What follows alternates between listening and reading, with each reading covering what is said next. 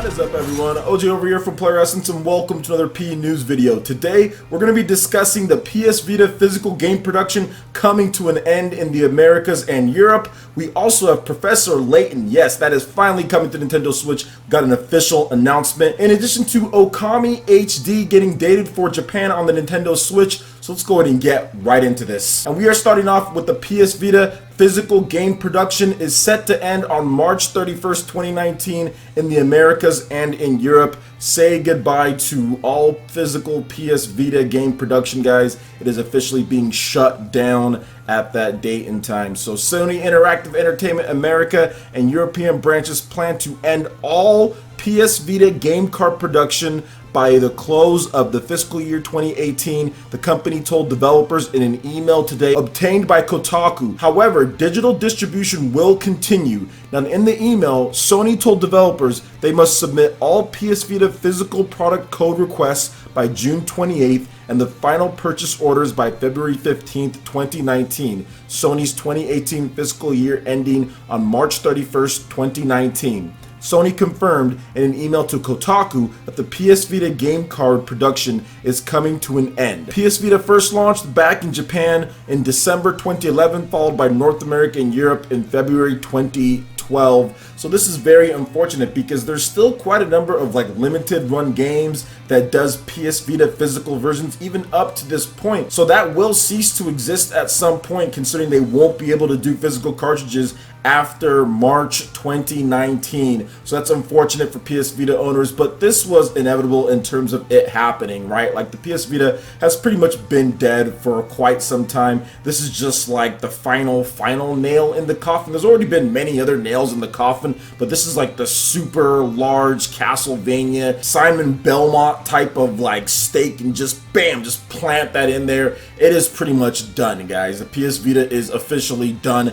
Afterwards, I guess maybe there'll be another nail in the coffin once the digital distribution stops for things, but it's already been taken off PS Plus. There's already just nobody really working on it. Sony stopped working on it years ago. There's just really nothing for the system. Now, the system's still great. In terms of its tech, it's fantastic. I mean, Nintendo could learn a lot from the PS Vita when it comes to how they build that system and what they kind of do, what's in there. It has everything, or at least it had everything at one point. They've taken away some things here and there, but it was a complete system from A to Z when it comes to the system itself. Now, software, a lot of holes when it comes to different types of genres and games and kind of what they were trying to do, and it ended up just being something that wasn't supported. Probably the biggest flaw of the system was the type of memory that it used. It used proprietary Sony memory that was very expensive, so that was one of the major problems. People were spending upward of $100-something or more for very small sizes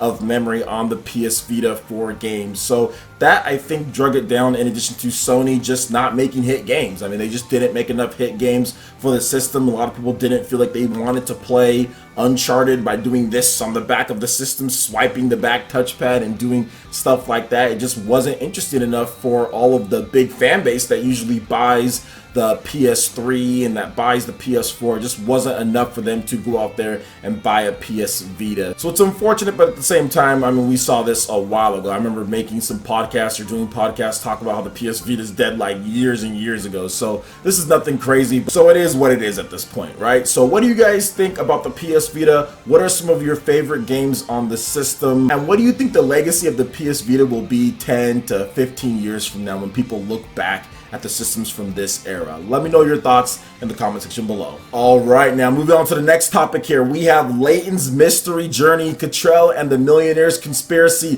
DX officially announced for the Nintendo Switch. The Layton series comes to Nintendo Switch at last. So Level 5 has announced, once again, Layton's Mystery Journey, Katrielle and the Millionaires Conspiracy DX. Now that is quite the title for the Nintendo Switch. The latest issue of the weekly Famitsu has revealed it will launch on August 9th in Japan. Now, the Nintendo Switch version of the game, previously released worldwide for the Nintendo 3DS and smartphones, dons the DX in the title and will let players switch between both touch pen and controller controls. Takara also has plans to release some N-Charm toys in Japan that will work with the game through NFC correspondence. Now, this is actually something that Level 5 has been hinting at for quite some time. They did say that they are looking into ways in bringing Professor Layton to the Nintendo Switch in more ways than one, but they kind of had to get around the whole touchscreen type of deal, and it looks like they've definitely done so. They also did say, Level 5 that is, that they're focusing on the Nintendo Switch, so pretty much all of their games going forward are going to be announced for the Nintendo Switch that they're doing in-house, and they might still have some projects that they do outside of the company with Bandai Namco or something that maybe doesn't come to the Switch, but most of the stuff that they do in-house is definitely coming to Nintendo Switch. So it's great to see stuff like Inazuma 11 that's going to be launching this year. Now we have Professor Layton launching as well. And if you look at August, that's really starting to fill out, especially when I talk about the next game.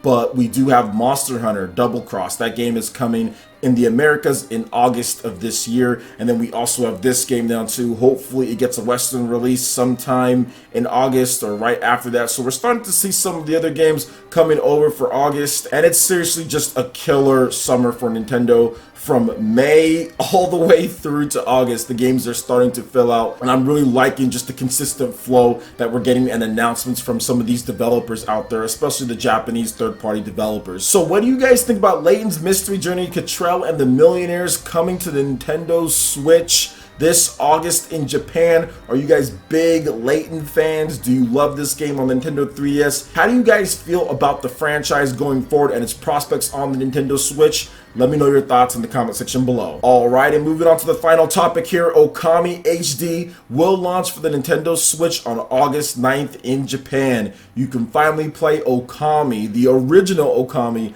on the go. I think that's the first time you can ever play it anywhere that you want, unless you're doing some type of weird remote play or something like that. But anyway, Okami HD will launch for the Nintendo Switch on August 9th in Japan for 2,990 yen. The latest issue of Weekly Famitsu has revealed a 3,990 yen limited edition will also be available for users to pick up in Japan.